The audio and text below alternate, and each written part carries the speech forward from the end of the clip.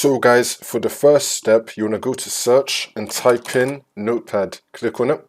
And now once you're on this, you want to copy and paste all the commands that's going to be down below in the description. It's going to start with scconfig and it's going to end right here with /f. It's all of this, it's going to be down below in the description. You want to copy and paste all of this into the Notepad.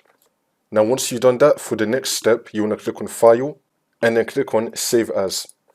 We're going to save it to our desktop. Now where it says Save As Type, you want to click right next to it on the drop down. You want to select all files. And we're now going to delete everything in the file name box.